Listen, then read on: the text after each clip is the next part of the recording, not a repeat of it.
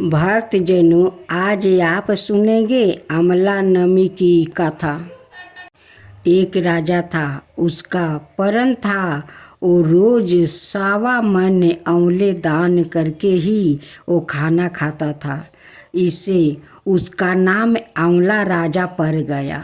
एक दिन उसके बेटे बहू ने सोचा कि राजा इतने सारे आंवले रोजाना दान करते हैं, इस प्रकार तो एक दिन सारा खजाना खाली हो जाएगा। इसलिए बेटे ने राजा से कहा कि उसे इस तरह दान करना बंद कर देना चाहिए। बेटे की बात सुनकर राजा को बहुत दुख हुआ और राजा रानी महल छोड़कर वृंदावन जंगल में जाकर बैठ गया।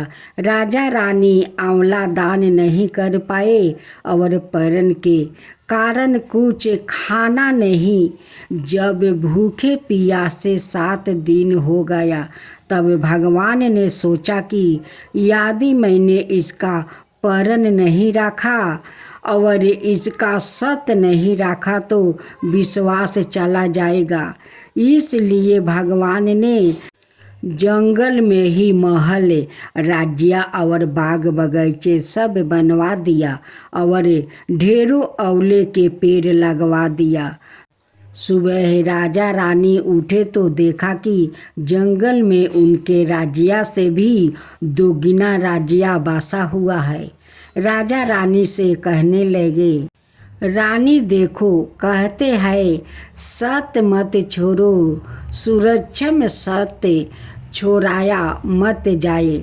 सत्य की छोरी लक्ष्मी फेर मिलेगी। आइए आओ, नहा धोआकर आंवले दान करे और भोजन करे। राजा रानी ने आंवले दान करके खाना खाया और खुशी खुशी जंगल में रहने लगा। उधर आंवला देवता का अपमान करने, वो माता पिता से बुरा व्यवहार करने के कारण बहू बेटे के बुरे दिन आ गया।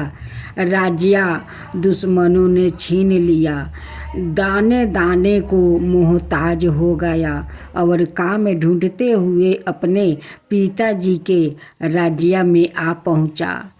उनके हालात इतने बिगड़े हुए थे कि पिता ने उन्हें बिना पहचाने हुए काम पर रख लिया। बेटे बहू सोच भी नहीं सकते कि उनके माता पिता इतने बड़े राज्य के मालिक भी हो सकते हैं। सो उन्होंने भी अपने माता पिता को नहीं पहचाना। एक दिन बहू ने सास के बाल गूंथते समय उनकी पीठ पर मासा देखा।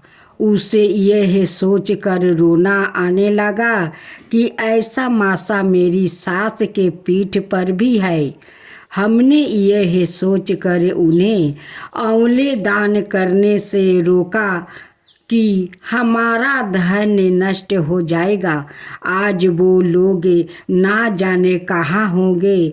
यह सोचकर बहू को रोना आने लगा और आंसू टपक टपक कर सास की पीठ पर गिरने लगे। रानी ने तुरंत पलट कर देखा और पूछा कि तू क्यों रो रही है। उसने बताया कि आपकी पीठ पर जैसा मासा है मेरी सास की पीठ पर भी था। हमने उन्हें आंवले दान करने से मना कर दिया था, इसलिए वो घर छोड़कर कहीं चली गई। तब रानी ने उन्हें पहचान लिया, सारा हाल पूछा और अपना हाल बताया। अपने बेटे बहू को समझाया कि दान करने से धन कम नहीं होता बल्कि बढ़ता है। बेटे बहू भी अब सुख से राजा रानी के साथ रहने लगे। हे भगवान, जैसा राजा रानी का सत्य रखा वैसा ही सबका सत्य रखना। कहते सुनते सारे परिवार का सुख रखना।